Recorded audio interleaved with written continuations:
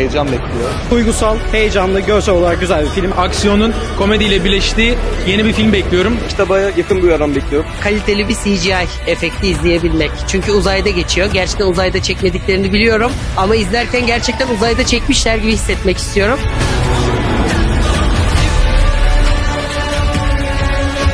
Bugün herhangi bir bilim kurgu filmi izlemeyeceğiz. Bir ortaokul fen öğretmeninin kendini bir anda dünyadan çok uzaklarda bir uzay gemisinde dünyayı kurtarma görevinde bulduğu bu hikaye Mars'ta kitabının yazarı Andy Weir'ın başka bilim kurgu şaheserlerinden uyarlama.